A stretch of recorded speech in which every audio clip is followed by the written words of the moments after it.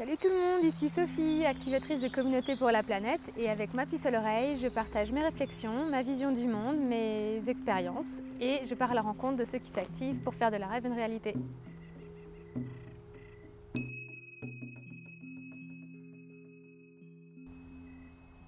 Et aujourd'hui, dans la suite des précédentes capsules sur les 10 bonnes raisons de faire un potager et comment faire quand on n'a pas de terrain, aujourd'hui j'ai envie de vous dire comment je vois les choses pour jardiner quand on n'a pas d'expérience. Parce que moi c'était mon cas en fait, au départ je n'ai pas d'expérience de jardinage. J'ai peut-être fait ça, un jour mes parents m'avaient acheté des graines quand j'avais 10 ans et j'avais dû planter des radis dans le jardin.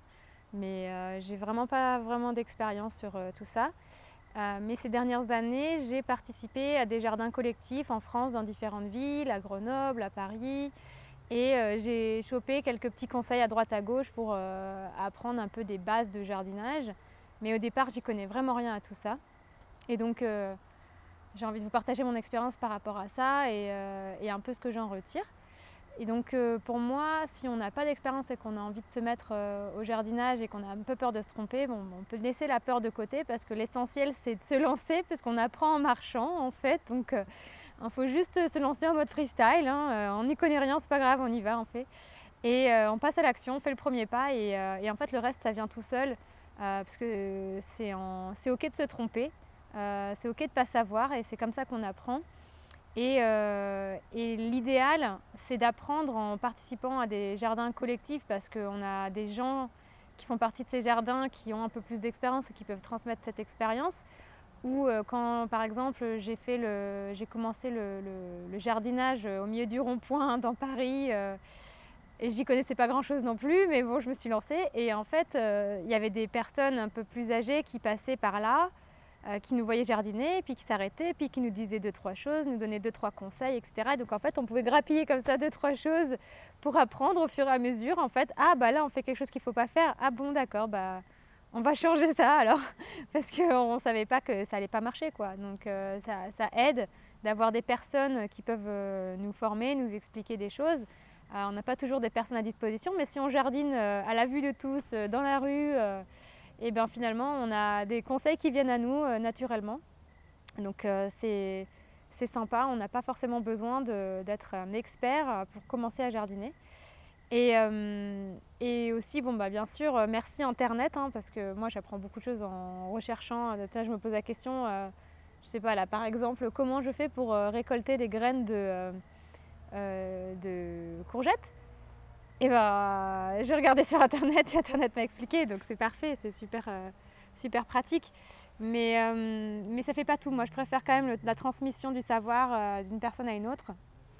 Et puis je me suis rendu compte cette année en jardinant par moi-même toute seule qu'on apprend aussi des plantes elles-mêmes, c'est-à-dire que quand on les observe, si on est vraiment à l'écoute et qu'on les observe, on regarde ce qui se passe, on regarde les cycles des plantes, on regarde comment elles fonctionnent, si elles sont à côté d'une autre plante ou pas, on voit si ça marche bien, pas bien. Par exemple, moi j'ai beaucoup d'échecs à ne pas arroser les plantes et donc j'apprends beaucoup sur le fait d'arroser les plantes et de boire parce que moi-même je m'arrose pas, je bois pas. Et donc, ou très peu. Et donc c'est des expériences que les plantes m'enseignent, c'est que oui, si je n'hydrate pas le sol du tout, ça marche pas, tout le monde crève quoi.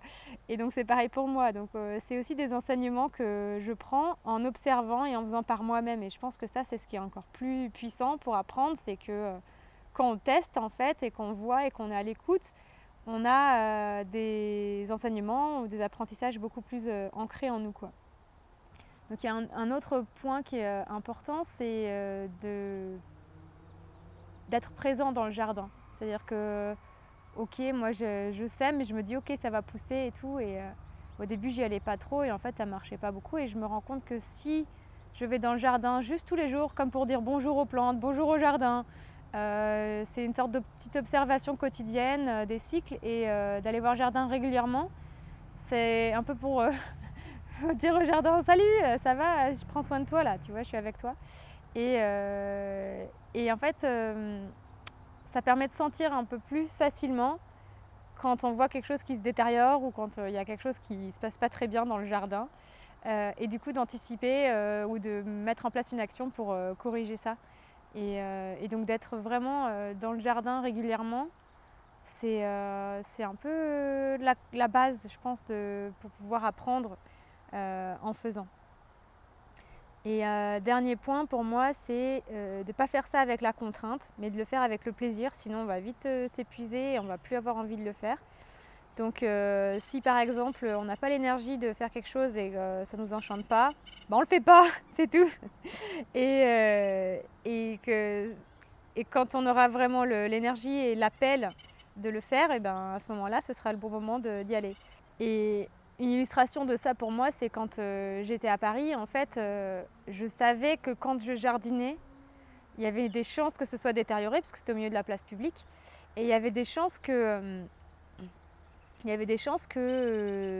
d'une part ce soit détérioré, mais aussi qu'il y ait des vols des plantes, qu'il y ait des gens qui marchent dessus, etc. Et donc à chaque fois que je faisais quelque chose, je le faisais avec le plaisir pour que finalement, si c'était détérioré, ce serait un moindre mal par rapport au plaisir que j'aurais pris de jardiner. Je ne sais pas si ça a du sens, mais pour moi ça en a, c'est-à-dire qu'en fait à partir du moment où j'ai pas fait ça dans l'effort, etc., et que quelqu'un ruine tous mes efforts, et ben c'est plus facile pour moi d'accepter que quelque chose n'a pas fonctionné. Parce que dans tous les cas j'ai pris du plaisir et puis j'ai appris des choses en le faisant probablement. Et donc finalement pour moi la clé principale c'est de le faire avec l'envie, le plaisir et pas la contrainte, quoi. Donc voilà, c'était un peu mon retour d'expérience sur le jardinage quand on n'a pas d'expérience. En fait, ça vient à nous si on se met à l'action. Et donc je vous propose, comme lors de ma précédente vidéo, qu'on discute si vous avez un projet ou si vous avez envie de faire un jardin collectif dans l'espace public et que vous avez envie d'en parler avec moi, ben, je me suis disponible. J'ai remis le lien pour qu'on prenne un rendez-vous pour en discuter.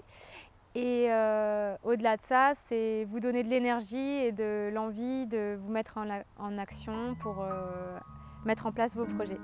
Voilà, et bien merci d'avoir regardé jusqu'au bout et puis à la prochaine pour d'autres partages et pensez à vous abonner si vous voulez recevoir les informations sur les prochains partages. À bientôt!